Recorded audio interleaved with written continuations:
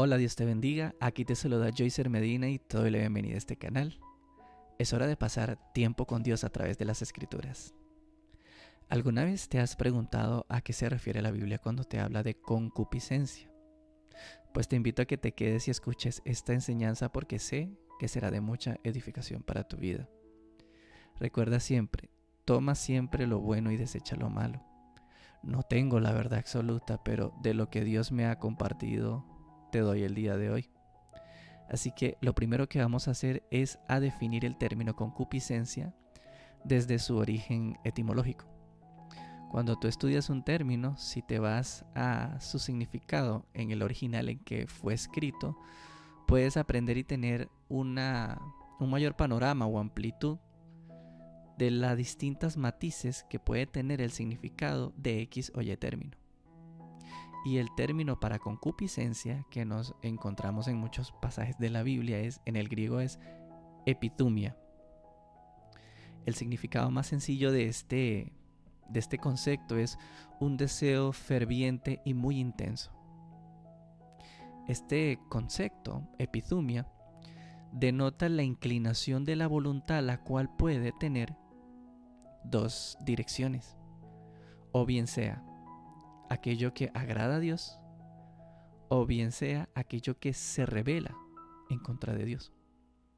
Entonces es interesante este concepto, como en su significado en el griego nos habla de que es un deseo fuerte, intenso, al cual tenemos que prestarle atención y tenemos que saber cómo manejar, porque bien, lo acabamos de comprender, tiene esa connotación de que puede direccionar o dirigir la voluntad, y esta voluntad puede salir en dos direcciones, sea lo que agrada a Dios o lo que se rebela en contra de Él.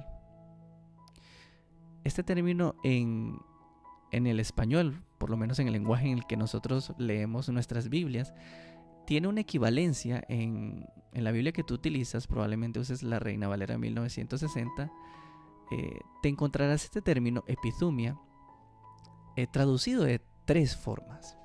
La primera, propiamente dicho, es la que estamos hablando, concupiscencia. Por lo menos este término lo encuentras en Santiago 1, versículo 13 al 15, cuando Santiago está hablando de que si alguno es tentado, no diga que es tentado de parte de Dios, porque Dios no puede ser tentado por el mal y Él no tienta a nadie. Y fíjate cómo dice el versículo, sino que cada uno es tentado cuando de su propia concupiscencia, epithumia se está utilizando allí, cuando de su propia concupiscencia es seducido. Y esta concupiscencia, cuando se consuma, es decir, cuando se concibe, se ejecuta, da a luz al pecado y el pecado, la muerte. Epithumia en este pasaje está teniendo una connotación bastante negativa y muy peligrosa, fíjate. Es lo que te venía definiendo hace unos minutos. Acá Santiago nos está diciendo que este deseo intenso seduce y puede llevarte y atraerte hacia el acto del pecado mismo.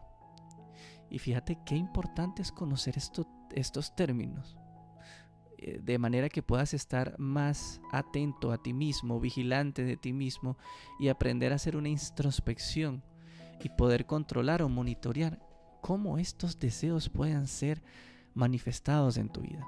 Hay que tener mucho cuidado, pero sigamos en el estudio de este término. El segundo término en el cual podemos encontrar nuestra palabra epithumia en nuestras Biblias es codicia. Cuando tú lees Marcos capítulo 4 versículo 19 y en el contexto está hablando Jesús acerca de la famosa parábola del sembrador, en este versículo específicamente, Marcos 4:19, me habla que la semilla que cae entre espinos es ahogada por los espinos mismos, y él explica a Jesús mismos a qué equivale en el sentido más literal lo que él llama en su parábola como los espinos, y él está hablando que los afanes de este mundo, el engaño de las riquezas y la codicia de otras cosas. Esa palabra codicia es la que estamos estudiando, epithumia, que puede ser bien encontrada en las Biblias como concupiscencia o como codicia en este caso. Si ves y te das cuenta que por lo menos en este caso también tiene una connotación bastante negativa. Este deseo interno y muy intenso y ferviente se encuentra en este pasaje como el deseo ferviente por otras cosas, pero desde una connotación negativa. Y acuérdate que esto, la codicia, es uno de los pecados que Dios establece que no deberíamos cometer en el Decálogo cuando Dios da los 10 mandamientos. Entonces es importante ir aprendiendo poco a poco el comportamiento de este término y de este concepto. Y por último, y número 3, también en nuestras Biblias este término epithumia, que nos traducen por concupiscencia, codicia, también lo encontramos como deseo. Y esto es a su vez, y esto es lo interesante de este término, que este término no solamente tiene connotación negativa, sino que por lo menos bajo esta definición, deseo, el deseo puede ser o positivo o negativo. Por ejemplo, tú te posicionas en Lucas 22:15, cuando Jesús está a punto de celebrar la Pascua con sus discípulos. Él dice: cuánto he deseado, cuánto he anhelado, cuánto he deseado comer esta Pascua con vosotros. Si ves, esta palabra deseado que lees allí en tu Biblia es epithumia, la misma que se está utilizando para codicia o para concupiscencia. Y ve lo importante que es analizar etimológicamente el significado de los términos, porque en este caso me está dando una matiz de que es un deseo muy profundo e intenso, pero tiene una connotación positiva. Me expresa cuánto deseaba, con pasión y fervor y anhelo en el corazón de Jesús, el compartir esa Pascua con sus discípulos. Lo mismo cuando tú lees Filipenses 1:23, cuando el apóstol Pablo está hablando acerca de, por razón del evangelio le conviene quedarse en este mundo predicando a Cristo, pero él también reconoce que estar con Cristo y partir con Cristo es mucho mejor. Literalmente en Filipenses 1:23 te dice que él tiene deseo de partir con Cristo, y este deseo, esta palabra que encuentras allí para deseo, cuando lees que es muchísimo mejor partir con Cristo, allí el apóstol Pablo está utilizando esta palabra epithumia, y como ves, bajo este contexto tiene un significado positivo en el sentido de que él está con un anhelo ferviente de estar con Cristo, lo cual pues ya nos revela lo mucho que internamente Pablo amaba al Señor Jesús. Y finalmente tenemos dentro de esta definición para deseo, también tenemos deseos negativos, como por ejemplo lo encuentras en Tito 2 del 11 al 12, cuando Pablo nos está enseñando que la gracia de Dios, cuando se manifestó para salvación a todos los hombres, nos enseñó o nos enseña que renunciando a toda impiedad y a los deseos mundanos, allí se está utilizando epithumia, renunciando a los deseos mundanos, vivamos justa y piadosamente en este siglo. Entonces, como habrás observado, esta palabra epithumia tiene distintos matices. Y finalmente, epithumia también, dentro de esta definición para deseos, también te había mencionado que tiene su significado en cuanto a deseos también negativos, como por ejemplo te lo encuentras en Tito 2 del 11 al 13, en donde el apóstol Pablo nos dice que en cuanto a la gracia de Dios que se manifestó para salvación a todos los hombres, ella nos enseña que renunciando a toda impiedad y a los deseos mundanos, ahí tienes epithumia, vivamos justa y piadosamente en este ciclo. También se te vas a 1 de Juan capítulo 2 versículo 16, un pasaje muy conocido cuando ves que el apóstol Juan dice que todo lo que proviene del mundo, es decir, los deseos de la carne, los deseos de los ojos y la vanagloria de la vida, no proviene del Padre, sino del mundo. Previamente él ya nos ha hablado que aquel que se constituye amigo del mundo es enemigo de Dios. Y podemos concluir entonces que por lo menos esta palabra epithumia, cuando lo veo desde el punto de vista de concupiscencia, veo como es una fuerza interna, un deseo interno, que este deseo interno me sale en una dirección que va contrario a Dios. Porque si lo tomo desde Santiago 1, 13 al 15, me dice que esta concupiscencia es peligrosa, porque ese es un deseo ferviente de consumar un pecado. Cuando lo analizo desde 1 de Juan 2, 16, también me enseña que todos los deseos que se encuentran en el mundo, las cosas temporales, no provienen de Dios y van contrario a Dios. De hecho, muchas veces el deseo por lo terrenal, por lo temporal, por lo del mundo, es lo que despierta en el ser humano esa codicia o esa concupiscencia. Y ya hemos estado analizando y concluyendo que esto va contrario a Dios, sí o sí. Vemos también cuando lo analizamos desde su significado de codicia, el deseo fuerte por otras cosas, esto ahoga la palabra de Dios. Fíjate lo peligroso y lo dañino que es este deseo, esta fuerza dinámica que se gesta desde el interior del ser humano y puede hacer que la palabra de Dios que se le siembra en una persona sea ahogada. Entonces es un concepto que vale la pena estudiar un poco más a fondo. Pero como este concepto tiene una denotación de que inclina fuertemente la voluntad en dos direcciones, ya hemos observado una, vamos a analizar. ¿De qué depende de que tras este deseo ferviente intenso, la voluntad o la conducta de la persona se origine, sea a lo que se revela contra Dios o a lo que agrada a Dios? Y para eso vamos a estudiar un pasaje muy conocido, quizás te lo habrás topado, Gálatas 5, versículo 16 al 24, en donde se nos exhorta a andar en el Espíritu y no satisfacer los deseos de la carne. Así que hoy vamos a aprender y vamos a pararnos un poco a analizar, a hacer un exégesis de este pasaje con lo que previamente ya tenemos concebido en cuanto a la definición de este concepto. Leo Gálatas 5, 16 al 17 y dice: digo pues, andad en el Espíritu y no satisfagáis los deseos de la carne, porque el deseo de la carne es contra del Espíritu y el del Espíritu en contra de la carne. Y estos dos se oponen entre sí, de modo que no hagas lo que tú quisieras.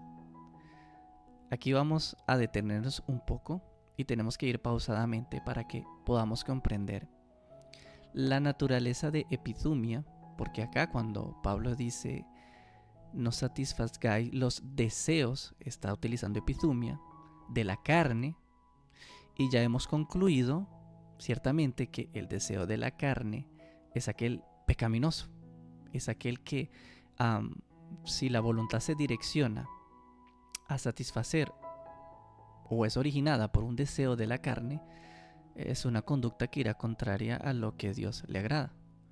Y ahora concluimos también que el deseo del Espíritu, hablando del Espíritu Santo que está dentro de ti, también genera en nosotros un deseo, que por lógica obviamente será un deseo que está alineado a lo que Dios le agrada. Quiero que hagamos una pausa brevemente allí. Cuando tú lees andad en el Espíritu y no satisfagáis los deseos de la carne, si tú lo revisas en el interlineal griego de Francisco Lacueva, por ejemplo, tú leerías algo como andando en el Espíritu o andan en el Espíritu, y de esa forma no estás satisfaciendo los deseos de la carne. Es decir, el sentido es más como lo siguiente, que cuando tú andas en el Espíritu, no andas en la carne. Y cuando tú andas en la carne, no andas en el Espíritu. Es como si yo te dijera, cuando tú estás de pie, no estás sentado. Y cuando tú estás sentado, no estás de pie. Y de ahí que el apóstol Pablo nos enseña que estos deseos son opuestos. Nada tiene que ver la carne con el Espíritu. Son fuerzas internas, deseos internos, que salen en direcciones completamente opuestas. Ok, y te pido que vayas despacio porque tenemos que sentarnos a analizar por lo menos este primer concepto del deseo de la carne. Para ello necesito que vayamos brevemente a Romanos capítulo 6. Te pongo en contexto. Pablo dice, en términos generales, que pues entonces perseveraremos en el pecado para que la gracia abunde. De ninguna manera, porque ustedes no saben que los que hemos sido bautizados con Cristo Jesús, hemos sido sepultados con Él en semejanza de su muerte.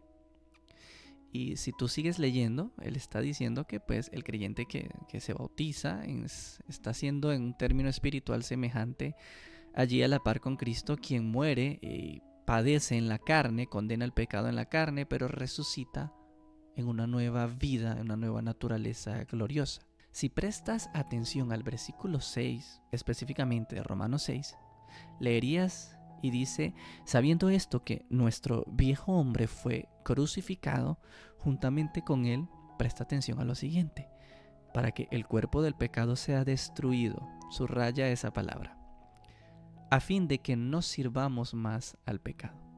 Pablo no está diciendo que en un sentido absoluto y final el cuerpo del pecado haya sido destruido y ya nosotros no podamos pecar de ninguna manera, porque realmente sería contrario a lo que la Biblia nos enseña. Realmente nosotros seguimos cometiendo pecado y aquel que dice que no tiene pecado realmente está siendo un mentiroso.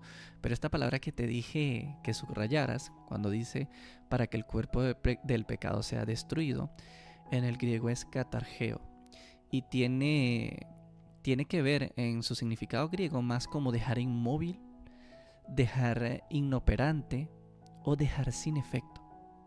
Cambia obviamente un poco el significado de lo que lees en el pasaje y te dice que el propósito de esta semejanza en cuanto al bautismo, la sepultura junto a Jesús, es para que nosotros no sirvamos más al pecado. Tú puedes leer Romanos 6 y 7 detenidamente y hacer un pequeño análisis y concluir cómo Pablo redacta el tema de que por lo menos nosotros antes de ser libertados por la sangre preciosa de Jesús, nosotros éramos esclavos absolutos del pecado y lo único que sabíamos era pecar, pecar y pecar, y eso por consiguiente indicaba que éramos presos de esta concupiscencia que obraba en la naturaleza de la carne, ¿ok? Es el ser interno del hombre, que generalmente y lo único que va a desear es todo lo contrario a lo que es en relación a Dios. Y fíjate cómo la palabra también se correlaciona, porque en Gálatas 5:24 me dice que los que son de Cristo Jesús han crucificado la carne con sus deseos y sus pasiones. Entonces mira la verdad que me está revelando la palabra de Dios. Dice que aquel que está en Cristo Jesús, verdaderamente en la carne está crucificada. Lo mismo que me está diciendo Pablo en Romanos 6 al presentarme la semejanza en el bautismo, al estar allí yo sepultado junto con Cristo, empalado en la cruz, porque Jesús padeció en la carne para que el cuerpo de la carne el cuerpo del pecado fuera destruido o dejado inmóvil. La misma idea me está redactando Gálatas 5:24. Los que son de Jesús, la carne y sus deseos están crucificados. Nosotros somos libres de la esclavitud del pecado, sí, Jesús lo dice. Si el Hijo os libertare, verdaderamente seréis libres.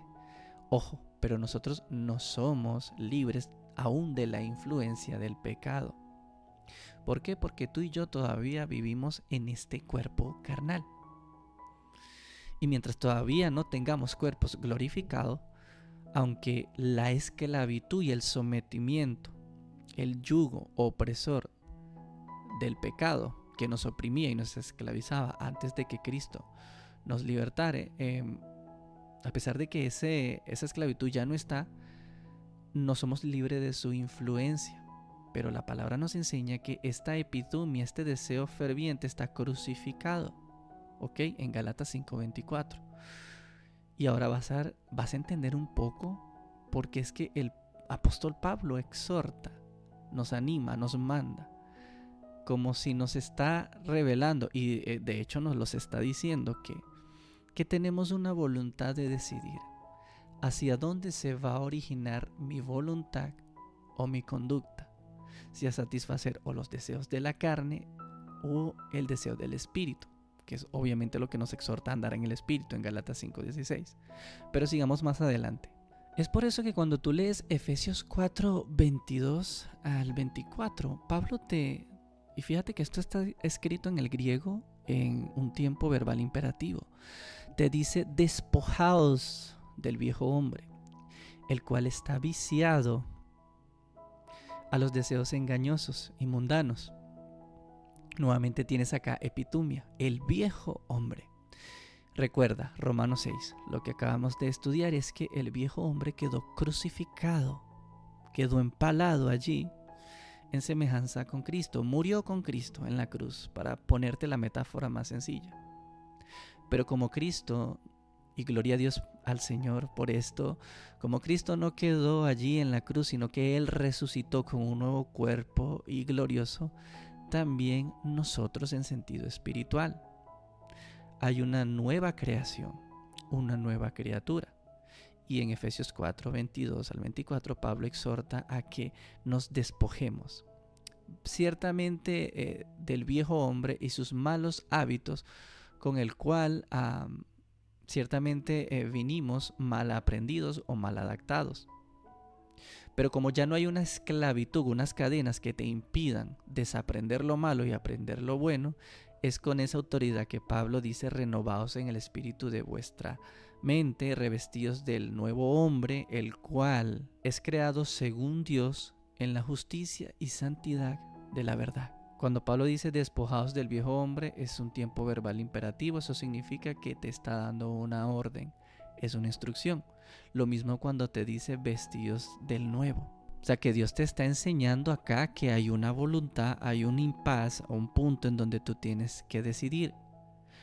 Una dirección de tu conducta o voluntad que se origina en base a lo que tú decidas, porque tienes la posibilidad y la potestad ahora, donde ya no eres esclavo, valga la redundancia, de los deseos engañosos, del pecado, de los deseos que te esclavizaban antes de que Cristo te libertara. Ahora tienes la voluntad de decidir. Efesios 2, del 1 al 3 nos dice: estando nosotros muertos en delitos y pecados, en los cuales anduvimos en otro tiempo. Fíjate el tiempo verbal en el que está hablando el apóstol Pablo. Muertos y delitos de pecado, ¿no?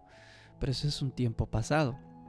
Siendo parte de entre los hijos de desobediencia. Vivíamos en otro tiempo en los deseos de la carne. Nuevamente te presenta epitumia, este deseo ferviente e intenso, pero te lo presenta que era en otro tiempo donde éramos esclavos o solamente direccionados a cumplir o direccionar la voluntad en cuanto a estos deseos, los de la carne, haciendo la voluntad de la carne, y esto a su vez nos hacía por naturaleza hijos de ira.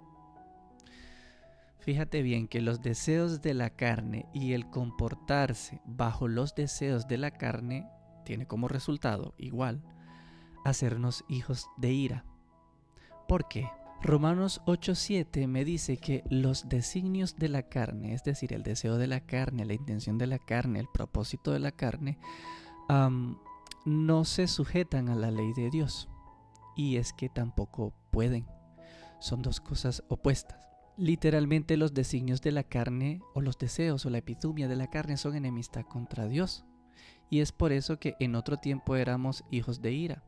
Porque al estar esclavizado ante un solo deseo, y esto era el deseo de la carne, todo el resultado de un deseo de la carne siempre va a ser una conducta que vaya contraria a Dios, porque la carne no se sujeta a la ley de Dios, la cual el mismo apóstol Pablo me dice que la ley es espiritual. Y la carne no tiene nada que ver con el espíritu ni viceversa. Y en Romanos 7:5 el apóstol Pablo me dice que mientras nosotros estábamos en la carne, tiempo pasado, las pasiones pecaminosas que eran por la ley obraban en nuestros miembros, llevando fruto para muerte. Luego de que Jesús nos liberta de la esclavitud del pecado y viene a morar Jesús a través del Espíritu Santo en nosotros, ahora y recién, o mejor dicho, en ese momento cuando el Espíritu Santo viene a morar dentro de nosotros, se está presentando en la vida del creyente dos deseos internos o dos naturalezas del deseo que se va a generar, y uno es en relación a la carne, porque vivimos en este cuerpo carnal aún, este cuerpo todavía no es glorificado, y está la naturaleza de los deseos del espíritu, que es el que me va a llevar a cumplir la ley de Dios y a comportarme en relación a lo que agrada a Dios. Romanos 8:9 me dice: mas vosotros no vivís según la carne, sino según el Espíritu. Si es que el Espíritu de Dios mora en vosotros, y si alguno no tiene el Espíritu de Cristo, no es de él. Cuando me habla en este pasaje de que nosotros no vivimos según la carne, sino según el Espíritu, si te lo digo de una manera comprensible, es que la razón por la cual nosotros tenemos vida en Cristo Jesús es por la vivificación que produce el Espíritu Santo en nuestras vidas. Quiero que tú recuerdes eso. El Espíritu Santo es el que nos vivifica. La morada del Espíritu Santo, ese río de agua viva que emana de adentro de nosotros, es lo que nos produce vida.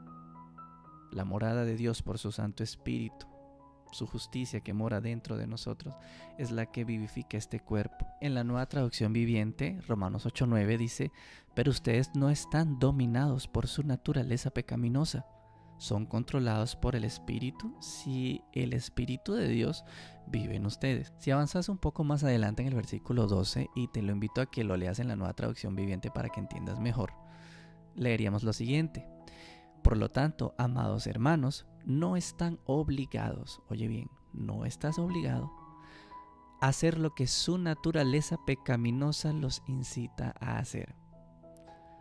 Pues si vives obedeciéndola, morirás, pero si mediante el poder del Espíritu hacen morir las acciones de la naturaleza pecaminosa, vivirán, pues todos los que son guiados por el Espíritu de Dios son hijos de Dios. Entonces hay una realidad que tenemos que concluir en cuanto a la vida del creyente, aquel renacido, aquel nacido de nuevo, aquel que tiene la justicia de Cristo dentro de sí, aquel que ha experimentado la experiencia de salvación y que el Espíritu Santo está dentro de él.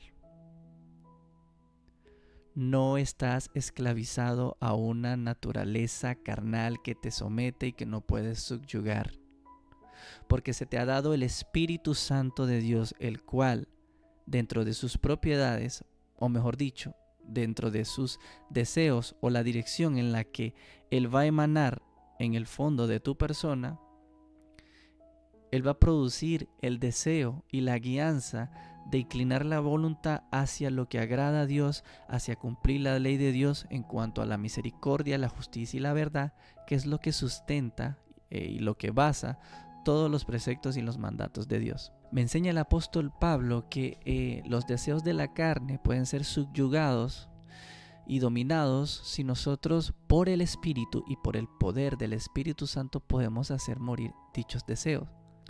Entonces, si volvemos a Gálatas 5:16 y volvemos a leer cuando Pablo nos dice andad en el Espíritu, y andando en el Espíritu, leeríamos en el griego, nos vamos a satisfacer los deseos de la carne. Pablo lo que te está en pocas palabras diciendo es que tú te dejes guiar y direccionar por el Espíritu Santo, cuya naturaleza, guía y dirección te va a llevar a cumplir la ley de Dios y por ende a hacer lo que agrada a Dios, presentándote una voluntad, porque tú eres el que está allí. Ponte en esta representación pictográfica de que tú eres el que está en el medio y tienes ambos deseos. El deseo propio de la carne, que ya sabemos que todo lo que desea la carne es contrario al Espíritu. Y por otra parte tienes el deseo del Espíritu. Tú eres el que tiene la voluntad de decidir hacia dónde se inclinará tu conducta, tus deseos o tu voluntad misma, mejor dicho. ¿Qué es lo que vas a satisfacer? Porque ya está bastante claro que a través del sacrificio de Jesús y la libertad de la esclavitud del pecado, los deseos de la carne no te controlan en el sentido de que te esclavizan con cadenas de las cuales no puedes librarte. Acuérdate, el cuerpo del pecado fue inmovilizado y sus deseos están crucificados con Cristo Jesús, pero no eres libre de la influencia del pecado. por ende, dentro de ti se va a generar este conflicto, y este conflicto es interesante que aprendas a identificarlo. Yo creo que si prestas atención y interiorizas esta parte que te voy a enseñar, sobre todo aquí cuando Pablo dice que el objetivo, o mejor dicho, la presentación de este conflicto, el deseo de la carne en contra del espíritu, genera algo importante, o tiene un punto que es importante conocer, y es que impedirá que tú hagas lo que tú quisieras. ¿Cómo podemos entender esto? Bueno, yo quiero que lo veas de esta manera. Vamos a ponerte un caso ejemplificado. Suponte que tú hayas ofendido profundamente, le faltaste el respeto a un hermano, ¿ok? Hayas pecado contra él, y tú reconociendo que tú tienes que pedirle perdón, tienes que ir a humillarte delante de él y pedirle perdón como todo buen hijo de Dios. Pero resulta que este acto de ir a pedirle perdón no lo quieres hacer, ¿ok? Ok, vamos a analizar este caso. El deseo de la carne se presenta de la siguiente manera. La carne no quiere humillarse. Probablemente dentro de las ofensas que les dijiste, mucho lo dijiste con ganas, con honestidad. En el fondo siempre en tu corazón estuvo ese resentimiento en contra de él o ella, y se lo dijiste. Y el punto es que lo ofendiste y pecaste. Tu carne no quiere ir a humillarse. Tu carne es orgullosa, tu carne va en contra de la ley de Dios. Y por contraparte tienes el deseo del Espíritu. El Espíritu Santo, que es el que te va a hacer entender, y probablemente si tú en esa posición, por ejemplo, entiendes y sabes que tienes que pedirle perdón, pero aunque tú sepas lo que debes hacer, no lo quieres hacer, aquí tienes la representación gráfica de cómo se manifiesta este conflicto. A ver, se manifiesta de esta manera, ¿ok? Vamos a ponerlo así, ¿ok? Aquí tienes el ejemplo, el deseo de la carne, que te estira en esa dirección, pero el deseo del espíritu, cuando se presenta también en esta dirección opuesta, va a impedir el que tú tengas el deseo del espíritu, o el que tú entiendas y sepas que debes, lo correcto es ir a pedir perdón. Esto, cuando aprendes a identificar este conflicto interno, sabrás que no puedes hacer lo que quieres. Si lo miro desde este punto de vista, lo que quisiera tu carne, esta que está acá, es no pedir perdón. Pero la permanencia o la existencia del deseo del espíritu evita que eso suceda con facilidad. Es decir, que quedes cedido completamente al deseo de la carne de yo no voy a ir a humillarme, no tengo nada que arrepentirme. Esta existencia de estos dos deseos evita que la balanza en cuanto a tu voluntad se incline hacia un lado u otro. También funciona de la manera contraria. De la manera contraria, presta atención. El deseo del espíritu te está llevando y te está haciendo entender que lo correcto delante de Dios es ir a pedir perdón. Pero a su vez, el deseo de la carne, como es el opuesto al espíritu, está impidiendo que tú hagas esto, porque precisamente está jalando hacia el lado opuesto. Entonces imagínate que en la conexión de estas dos fuerzas opuestas, aquí en el medio va a haber ese conflicto. Y eso es lo que llamamos como ese dilema de que yo quiero hacerlo o debo hacerlo, pero no quiero hacerlo. Pero es que si no lo hago estoy fallando delante de Dios. Entonces estás como en ese impas. Bueno, cuando se presente este conflicto, estás identificando precisamente lo que dice el pasaje. Cómo este conflicto interno te está haciendo entender, oye, que el Espíritu Santo te está direccionando a lo que tú tienes que hacer, lo que debes hacer según lo que agrada a Dios. Pero obviamente la permanencia de los deseos de la carne te hacen una contraparte. Pero déjame decirte que tú y depende netamente de ti, el que decide finalmente hacia qué dirección se va a originar tu voluntad, si al deseo del espíritu o al deseo de la carne. Tú eres el que tiene la voluntad de decidir, si bien hacerle caso al espíritu, y es decir, humillarte y pedir perdón, porque acuérdate, la voluntad tuya ahora de decidir si tú obedeces los mandatos de Dios o si lo desobedeces, eso ya es una voluntad que está interna en ti, donde tú eres el encargado de hacer lo que Dios no va a hacer por ti. Para eso Dios te ha dado de su Santo Espíritu. Una persona que viva en el Espíritu es aquella que está controlada profundamente por la guianza del Espíritu Santo, y esta a su vez, es decir, la guianza del Espíritu Santo siempre está supeditada a lo que Dios enseña en su palabra. Por eso, para tú ser guiado por el Espíritu Santo, sí o sí necesitas la palabra de Dios. Pero no es el factor determinante. Tú te puedes saber la palabra de Dios, como en este caso podrías saber que tienes que tienes que ir a pedir perdón. Pero cuando identifiques es que ese no lo quiero, ahí es donde tienes que acordarte de esta palabra, o tienes que acordarte de este versículo. Bueno, este conflicto me dice de que, es un impasse en donde yo tengo que decidir. De mi propia voluntad tengo que decidir hacia dónde se incline esa balanza. Y cuando tú empiezas a interiorizar la palabra de Dios, entenderás que la carne, matar los deseos de la carne, te corresponde a ti. Es un acto que netamente queda a voluntad tuya. ¿Por qué crees que en Colosenses 3 del 9 al 10 y en muchas cartas de Pablo te expone pasajes como estos? No mintáis los unos a los otros, habiéndoos despojados del viejo hombre con sus hechos, revestido del nuevo, el cual, conforme a la imagen del que lo creó, se va renovando hasta el conocimiento pleno. ¿Por qué Pablo te presenta, luego de haberte redactado ese ensayo teológico en Romanos 6, 7 y 8, acerca de la esclavitud que nos subyugaba antes de que Cristo nos libertare, porque Él ahora nos dice con tanta propiedad: hey, despójate del viejo hombre con sus hechos? Haz morir todavía los hábitos mal adaptados que todavía continúan en ese viejo hombre.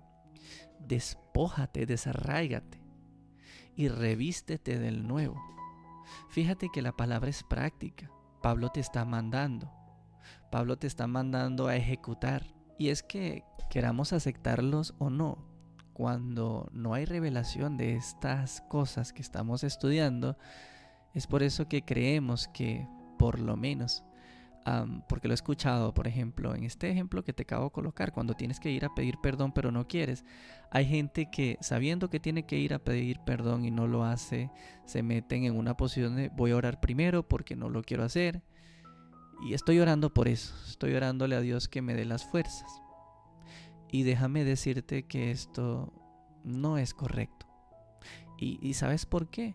Y estudia y analiza. ¿Por qué Dios te deja plasmado en su palabra y te enseña que Él no te ha dado un espíritu de cobardía, sino de poder, de amor y de dominio propio?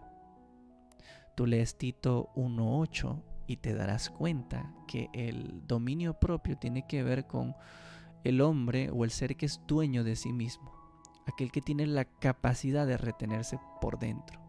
Y si Dios te ha dado el Espíritu Santo, y el Espíritu Santo dentro de sí tiene esta propiedad, este elemento, mejor dicho, propiedad, que es un fruto de Él mismo, que es el dominio propio, es decir, que Dios te ha dado lo que tú necesitas para salir victorioso en ese conflicto que se está presentando dentro de lo que tu carne quiere y tu espíritu quiere. Así que, por ejemplo, cuando se trata de tener que perdonar a alguien o ir a pedir perdón, es decir, humillarte, mi hermano, mi hermana, tú no tienes que orar nada, tú tienes que accionar. Yo sé que te cuesta y sé que es difícil, pero ahí es donde, delante de los ojos de Dios, Él te ha enseñado algo que nos conviene a ti y a mí reconocer, aprender y empoderarnos.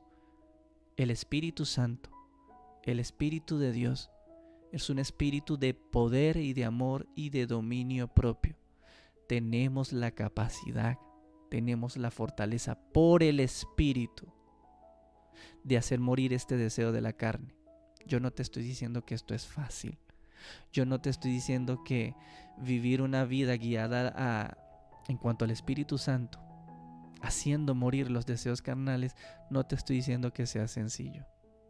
Pero tampoco puedes girarlo en una balanza en donde ves que es algo muy imposible o sumamente difícil, al punto de que si tú tienes hoy que perdonar, caigas en ese extremo de que no, yo primero voy a orar y voy a estar en intimidad con Dios para que Él me sane, y cuando Él me sane, entonces yo voy a perdonar. Esto no es así.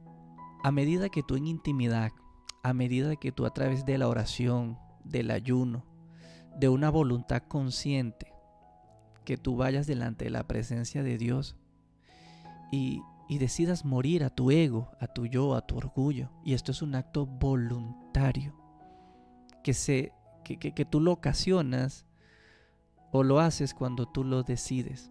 A medida que sea esto un estilo de vida propio en ti, créeme que cada vez será más fácil pedir perdón o perdonar o morir a tu deseo carnal que se contrapone contra el Espíritu.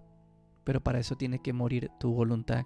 Yo quiero decirte ahora de que si tú verdaderamente eres un hijo de Dios y Cristo te libertó de la esclavitud del pecado, de la esclavitud, y tú estás batallando con vicios, con alcoholismo, con drogas, con pecados que son difíciles, claramente, tienes que empoderarte de la revelación de lo que Dios enseña en su palabra, de que hay un Espíritu Santo que se te fue concedido, con el cual, por el Espíritu y el poder característico de ese Espíritu que Dios te dio, puedes hacer morir los deseos de la carne. Si de casualidad estás sufriendo por un pecado, déjame decirte que en base a lo que hemos estudiado el día de hoy, cómo se presenta esto de la epitumia y los deseos que están dentro de ti, esas consecuencias de ese pecado se pueden terminar cuando tú lo decidas, cuando con fuerza de voluntad, pero primeramente cuando tienes fe en lo que Dios revela en su palabra, puedes apropiarte de la palabra, puedes apropiarte de lo que Cristo hace, porque Cristo venció el pecado en la cruz del Calvario, y puedes creer, confiar e interiorizar lo que Dios te concedió, el Espíritu Santo, y por el cual tú puedes anular, dejar inoperante los deseos de la carne. Lo que pasa es que muchas veces es más fácil excusarnos. Muchas veces es más fácil decir es que soy humano. Y esto puede ser cierto, pero muchas veces es una excusa encubierta, porque déjame y te digo que los ángeles no eran humanos y pecaron. Por ende, la voluntad de pecar no se encuentra originada netamente en el ser humano, ¿o no? Y fíjate que en Gálatas 5:19 nos enseña, y hay que tener cuidado con esto, que son manifiestas las obras de la carne, es decir, son claramente evidenciadas. Y obviamente todas las obras de la carne van contrario a Dios. Estas son adulterio, fornicación, inmundicia, lascivia, idolatría, hechicerías, enemistades, pleitos, celos, iras, contiendas, disensiones, herejías, envidias, homicidios, borracheras, orgías y cosas semejantes a estas. O sea, lo que se ve no se pregunta. Necesitamos verdaderamente hacernos una introspección a la luz de lo que la palabra revela y poder analizarme si yo estoy viviendo una vida verdaderamente controlada por el Espíritu Santo, el cual en Gálatas 5:22 nos dice, hablando del fruto del Espíritu, nos dice que es amor, gozo, paz, paciencia, benignidad, bondad, fe, mansedumbre, templanza, y contra tales cosas no hay ley. Quiero concluir esta enseñanza con algo importante que muchas veces se tiene erróneamente concebido, y es que lo que te hace ser una persona espiritual no es que Dios te use bajo los dones del Espíritu, no es que profetices, no es que hables en lenguas, no es que tengas visiones. Cuando en ti se manifiesta el poder del Espíritu Santo, lo único que me dice es que Dios te está usando. Fíjate que en 1 Corintios 3, Pablo hace un redacto acerca de la situación de los corintios que estaban allí, los cuales tenían un desorden en cuanto al hablar en lengua, había un desorden en los usos de los dones del Espíritu. Eso lo redacta en el capítulo 12, 13. Pero en toda esa carta, en medio de lo que Pablo redacta, te das cuenta cómo y analizas que la iglesia en Corinto, ellos estaban fluyendo los dones espirituales y aún así Pablo les llama carnales. Así que el que en ti se manifiesten los dones del Espíritu no te hace una persona espiritual. Lo que te hace a ti ser una persona espiritual es si tú manifiestas las propiedades, es decir, el fruto del Espíritu: amor, gozo, paciencia, bondad, mansedumbre, perdonando, bendiciendo al que te maldice, orando por tus enemigos, haciendo de misericordia, obedeciendo a la verdad, ejerciendo el dominio propio. Acuérdate, cuando en los frutos del Espíritu te hablan de templanza, templanza es dominio propio. Eso es lo que te hace ser una persona espiritual. Cuando en tu vida se manifiesta y se refleja el fruto del Espíritu. El fruto del Espíritu en singular. Porque todas estas definiciones que ves, amor, gozo, paz, paciencia, todo esto es una sola característica. Este es el carácter del Espíritu. Es el fruto. O sea que el Espíritu Santo es, o el fruto de él, o el carácter del Espíritu Santo es todo esto. Eso es lo que te hace una persona espiritual. Cuando vives controlado bajo la operación del Espíritu Santo. Para eso necesitas la palabra de Dios. Para eso necesitas sensibilidad al Espíritu, para que oigas su voz cuando Él te dirige internamente a hacer lo que es correcto delante de Dios. Pero también necesitas ejercer el dominio propio, porque finalmente serás tú quien va a decidir en qué dirección se va a dirigir tu conducta. O bien a satisfacer los deseos de la carne que se rebelan contra Dios, o a satisfacer los deseos del Espíritu. Espero que esta enseñanza haya sido de mucha bendición para tu vida. Aquí te ha hablado Joycer Medina. Dios te bendiga.